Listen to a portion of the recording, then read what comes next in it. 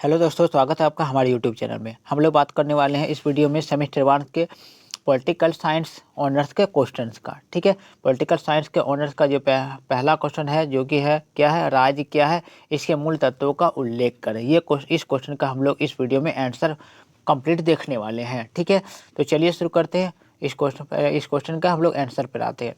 देखिए, क्वेश्चन क्या था कि राज्य क्या है, इसके मूल तत्वों का उल्लेख करें। ठीक है, ये क्वेश्चन जो है काफ़ी इंपॉर्टेंट है आप लोग को परीक्षा की दृष्टि से। मुझे तो लगता है कि ये क्वेश्चन आप लोग का एग्जाम में जरूर आएगा। ठीक है, तो चलिए देखते हैं। देखिए आंसर देखते हैं कि राजनीति शास्त्र में राज्य शब्द का प्रयोग विभिन्न अर्थों में किया गया है। ठीक है, राज्य जो होता है, हम लोग इस वीडियो में देखने वाले कि राज्य एक्चुअली होता क्या है और राज्य का डिफिनेशन क्या है, एक्चुअल में सही डिफिनेशन क्या है। तो राज्य शब्द का जो प्रयोग होता है, यहाँ पे बात कर राज्य शब्द का प्रयोग विभिन्न अर्थों में किया गया, यानी कि अलग अलग लोगों का ने राज्य को अलग अलग बात बताया राज्य के बारे में। ठीक है, इस संबंध में यह कहा गया है कि राजनीतिक शास्त्र में जितने लेखक है उतने ही राज्य की परिभाषाएं भी है। ठीक है, राजनीतिक शास्त्र के जितने लेखक हैं, राजनीतिक शास्त्र को लिखने वाले जितने भी लोग हैं, सब ने राजनीतिक के बारे में अलग अलग परिभाषा दी। सबके बारे में कहना अलग अलग कहना है। ठीक है, देखिए परिभाषा से संबंध में कोई भी लेखक एक मत नहीं है, यानी कि सबकी परिभाषा अलग है, किसी का मिलता नहीं है, एक मत नहीं है। कुछ विद्वानों ने राज्य को एक वर्ग संगठन माना है, यानी कि राज्य क्या माना, एक संगठन है जिसमें बहुत सारे लोग होते हैं, उसे संगठन कहते हैं। तो कुछ लोगों को क्या कहना है कि संगठन है। तो फिर आगे देखिए, कुछ लोगों ने राज्य को एक संपूर्ण समाज का एक संगठन स्वीकार किया, संपूर्ण समाज का एक संगठन कुछ लोगों का कहना। फिर आगे और कुछ लोग क्या कहते हैं, राज्य को दमनकारी संस्था भी कहा गया, दमनकारी संस्था कहा किसी ने, दमनकारी संस्था, जो कि बुरे बुरे बुरे लोगों के टर्म में आता है। ठीक है, तो कुछ लोग इसे दमनकारी संस्था कह रहे हैं, तो कुछ लोग इसे कल्याणकारी संस्था कह रहे हैं, यानी कि कल्याणकारी यानी लोगों का भलाई वाला संस्था भी कह रहे हैं। यानी कि अभी तक हम लोगों ने जितना भी डिफिनेशन देखे, सब डिफिनेशन में राज्य को अलग अलग बताया है। ठीक है, तो अलग अलग जो लोग रहे उसने क्या कहा था कि अरस्तु के अनुसार राज्य परिवारों तथा ग्रामों का ऐसा संबंध है जिसका उद्देश्य पूर्ण आत्मसंपन्न जीवन की प्राप्ति होता है। देखिए अरस्तु क्या कहते हैं कि राज्य क्या होता है, परिवारों ग्रामों का संबंध होता है। परिवार होते हैं, ग्राम होते हैं, उसमें जो संबंध होता है वो के बारे में बात कर, जिसका मकसद क्या होता है कि अपना जीवन को सही तरीके से चलाना, खुशहाल ज़िंदगी जीना, और अपने ज़िंदगी के जो मकसद हैं वो सारे पूरा करना। मकसद होते हैं, लोगों का मकसद ज़िंदगी जीते हैं, बहुत सारे मकसद होते हैं। ठीक है, वो अपने पूरा करना चाहते हैं। आगे देखिए सीसरो क्या कहते हैं। सीसरो के अनुसार राज्य एक बहुसंख्यक समुदाय जो अधिकारों और सामान्य भावनाओं के उपयोग की कल्पना पर पारस्परिक सहयोग द्वारा जुड़े होते हैं।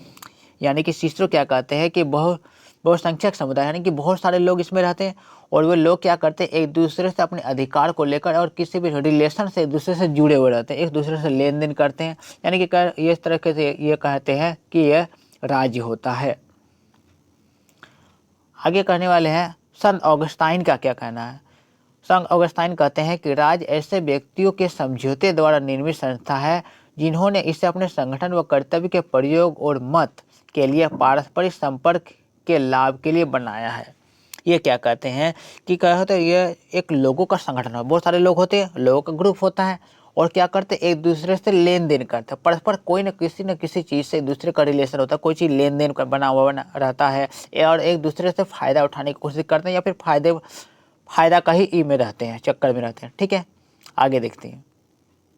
हॉब्स के अनुसार राज्य एक ऐसा व्यक्ति है जो पारस्परिक समझौते के आधार पर एक जनसमूह के लिए उस जनशक्ति के तमाम साधनों का आवश्यकता के अनुसार जनता को शांतिवीर सुरक्षा के लिए प्रयोग कर सके।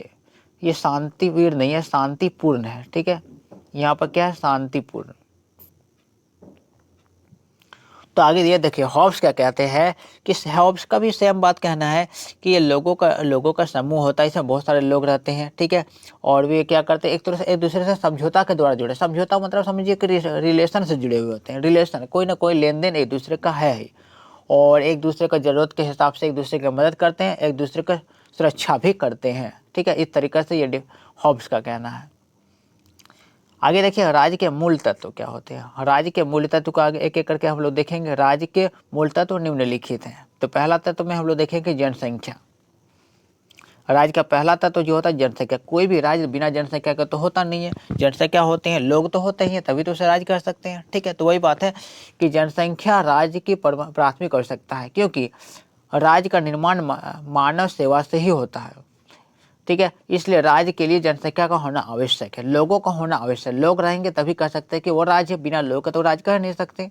आगे देखिए, दूसरा पॉइंट देखिए, भूभाग। भूभाग यानी कि जमीन का बात कर रहा है, तो जमीन तो होना चाहिए, बॉर्डर होना चाहिए, एक जमीन उस राज्य का है, ये जमीन उस राज्य का है, यानी कि अलग अलग जमीन होता है। तो ये कर सकते हैं राज्य के लिए डिफिनेशन होने के लिए पहला तो है जनसंख्या होना चाहिए, उसके बाद जमीन भी होना चाहिए।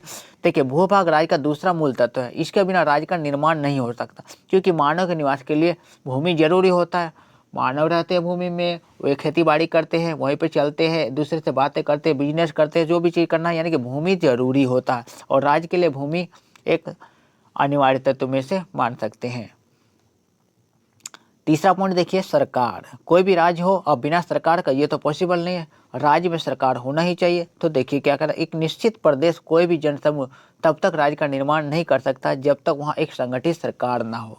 वही बात है कि जब तक सरकार नहीं होगा तो लोग संगठित नहीं रह सकते, छितरा जाएंगे, एक दूसरे से लड़ झगड़ के रहेंगे, ठीक है।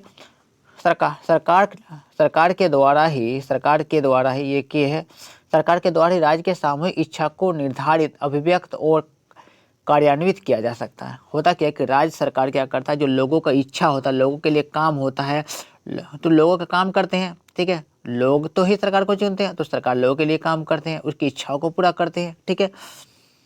सरकार के बिना राज्य की कल्पना भी नहीं कर सकती। ये भी बात सही है कि ये जो सरकार होगी तभी राज्य संगठित रहेगा, जुड़ा हुआ, लोग एक दूसरे से जुड़े हुए रहेंगे, और लोग भी राज्य के प्रति अपना आस्था दिखाएंगे, ठीक है। परिस्थितियों के अनुसार सरकार में परिवर्तन भी होता है, ठीक है। सरकार में तो परिवर्तन होता रहता है, एक ही सरकार तो नहीं ना होता है, हर 5-5 साल में सरकार चेंज होते रहता है, फिर कई बार बहुमत न होने पर भी सरकार चेंज होता है, ठीक है। इस तरह का तो होता ही है। देखिए, सरकार कैसा होता है, प्रजातंत्रवादी, एकतंत्रवादी, संसद या संघात्मक भी हो सकता है, यानी कि सरकार तो कई तरह का हो सकता है, इनमें से किसी भी तरीके के सरकार हो सकते हैं। नेक्स्ट पर देखते हैं, संप्रभुता। संप्रभुता का सही में मायने में समझे अर्थ क्या होता है कि किसी का कंट्रोल में ना होना, ठीक है, किसी का गुलाम नहीं होना चाहिए। तो संप्रभुता यही बात हुआ कि किसी का गुलाम नहीं होना, ठीक है। तो राज्य की संप्रभुता से तात्पर्य यह है कि राज्य आंतरिक रूप से उच्चतम या बाहरी नियंत्रण से मुक्त हो। कह सकते हैं कि राज्य में किसी बाहरी के लोग कंट्रोल ना कर सके, राज्य पूरी तरह से आज़ाद होना चाहिए, जो चाहे वो कर सके, यानी कि राज्य अपने आप में ही आज़ाद होता है, ठीक है। राज्य किसी भी बाहरी शक्ति के नियंत्रण में नहीं होता, और बाहरी देशों के संबंध निश्चित करने में ये यहाँ पे है बाहरी, ठीक है। बाहरी देशों के साथ संबंध निश्चित करने में स्वतंत्र है, यानी कि राज्य अगर किसी के कंट्रोल में नहीं होता तो राज्य चाहे जिसके साथ चाहे कोई भी देश के साथ व्यापार कर सकता है, लेन देन कर सकता है, संबंध रख सकता है, ये सारी चीज़ तो कर सकता है, ठीक है। अगला पॉइंट देखते हैं, आज्ञाकारिता, ठीक है। राज्य की जनता के बीच आज्ञाकारिता की भावना का होना भी आवश्यक है, ठीक है। जनता क्या होता है कि राज्य अगर कोई आदेश देता है, कोई उपदेश देता है, तो उसे राज्य के लोगों को मानना चाहिए, उसमें ये भावना होना चाहिए कि राज्य के नियमों को, कानूनों को लोग माने, ठीक है। आज्ञाकारिता नागरिकों की स्वतः भावना होती है, जो राज्य के नियमों कानूनों को मानने से संबंधित होता है, ठीक है। अगर लोग चाहे, अब स्वतः भावना ही होता है, लोग चाहे तो राज्य के नियमों को मानेंगे, तो कई बार लोग होते हैं कि नियमों कानूनों को तोड़ते हैं, ये सारी चीज़ होते हैं ना। लेकिन ये अच्छी बात ये होना चाहिए कि लोगों को राज्य के नियमों को मानना चाहिए। आगे देखिए, अगला और इसका आखिरी पॉइंट यह है, मान्यता, ठीक है। आज के समय में राज्य अंतर्राष्ट्रीय जगत में अपना स्थान प्राप्त करना होता है, ठीक है। कई बार क्या होता है कि अपना कोई भी राज्य होता है, दूसरे देशों या फिर दूसरे राज्यों के बीच अपना धाक जमाना चाहता है, अपना दबदबा दिखाना चाहता है, अपने आप को नामी दिखाना चाहता है, अपने आप को ऊंचा दिखाना चाहता है, ये सारी चीज़ कोशिश करते हैं, ठीक है। वो स्थान उन्हें तब तक नहीं मिलता है जब तक कि विश्व के राज्य उन्हें मान्यता प्रदान न कर दे, ठीक है। अगर अपने आप को दूसरे देशों के बीच स्थान प्राप्त करना है तो दूसरे देश या फिर दूसरा राज्य से मान्यता देगा, तभी तो स्थान प्राप्त कर सकते हैं, तभी तो वो अपने प्रतिष्ठा दूसरों के सामने दिखा सकता है, ठीक है। तो मान्यता अंतर्राष्ट्रीय जगत में राज्य की प्रतिष्ठा को बढ़ाता है। तो ये सारे बातें रहे इस क्वेश्चन का, ठीक है। राज्य का हम लोग पूरा डिफिनेशन अब इस वीडियो में हम लोग लिए हैं, राज्य क्या है और उसके राज्य के तत्वों के बारे में पूरा हम लोगों ने बात कर लिया है, ठीक है दोस्तों। तो आशा है आप लोग को ये वीडियो पसंद आया होगा। अगर वीडियो पसंद आया होगा तो लाइक और सब्सक्राइब कर दीजिएगा। मिलते हैं हम लोग नेक्स्ट वीडियो में फिर से एक नया क्वेश्चन को लेकर।